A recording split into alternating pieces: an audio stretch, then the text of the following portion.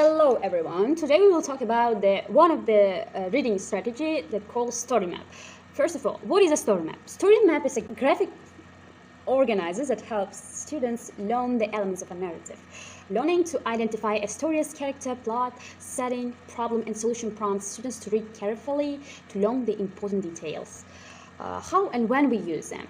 Story maps use graphic organizers to help students learn the elements of a book or story. The most basic story maps focus on the beginning, middle, and the end of the story. More advanced organizers focus more on plot or character traits.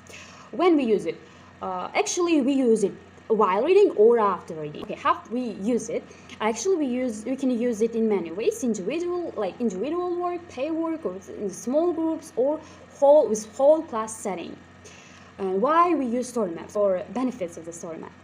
Firstly, they improve students' comprehension of narrative text. Secondly, they help students of varying ability capture and organize information and ideas efficiently. Thirdly, they help students develop a deeper understanding of how stories work that can be applied to other texts and content areas.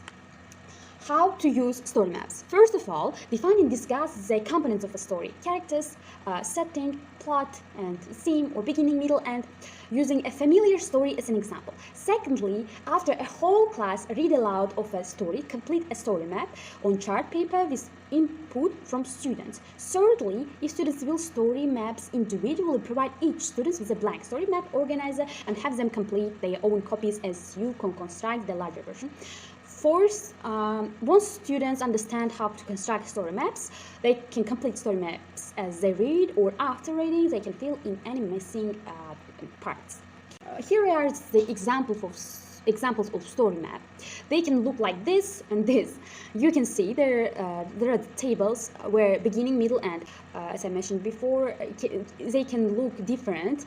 They are suitable for any level of students. Story map, on the right side you can see the blanks like title, author, character set. It's more detailed than the left one. It's not the detailed, it's just the stories, some parts of the stories, beginning, middle, end. They all are helpful for all students. You can see the story map here. Characters. In characters, static doesn't go through any kind of change. Dynamic goes through some kind of change. Flat, only one or two traits, often a secondary character. Round, complex, realistic character. It's about the characters. Character can be static, dynamic, flat, round. And you can see the definitions of it. And the setting. In setting, we mention where and when a story takes place. Usually a story has more than one setting. Point of view is the story told by the narrator, I and me. Second, narrator directly addresses the reader, you. Third, narrator is not part of the story, he, she, or they. Plot, we describe what happens in the story. In the circle, we write title, author. In theme, we write the message or meaning of the story. What lesson should you learn from this story? Conflict, a problem a character has to solve. Person with person, a conflict between two forms of life beings.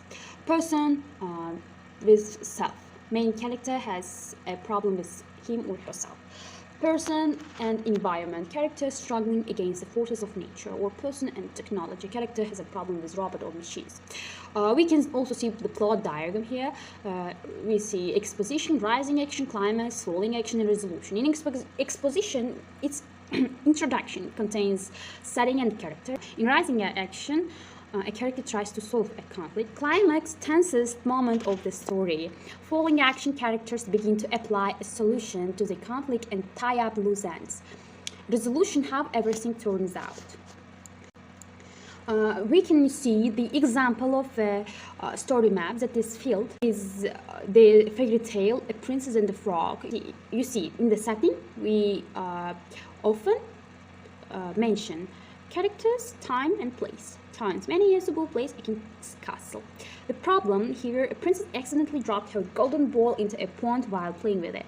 The goal, the princess wants her golden ball back.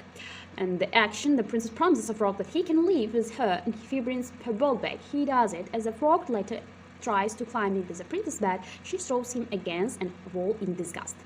The outcome, the frog turns into a prince, the princess and prince fall in love with each other and get married. So, with this story map, we can already understand what is the story about, what is the fairy tale about. Here are the tasks for each level. For elementary level, I chose the Fairy Tale Red Riding Hood. It's individual work. Students should fill the blanks with right answers in the story map.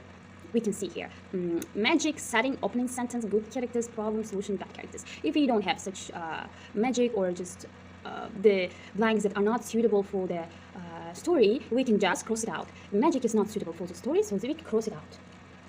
For intermediate level, it's Fairy Tale, Godlix, and the Three Bears. It's also individual work. We do it after reading. We should fill the blanks. Students should fill the blanks with their answers. This story map is much more detailed than the previous one. Here we add the major characters, minor characters, plot, problem, events, step by step, sequentially, and the outcome. Advanced level. For advanced level is the most challenging one. That's why it's a pair work. After reading the book Jane Eyre, fill the blanks with the answers. Plot diagram, climax. We can see here falling action, rising action, resolution, exposition, protagonist, antagonist, setting time, setting place, internal conflict, external conflict, also themes, symbolism, foreshadowing, irony.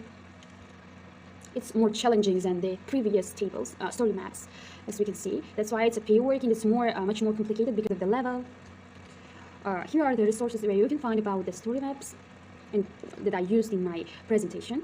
If you liked it, thank you very much for your attention. Any questions? Is everything clear?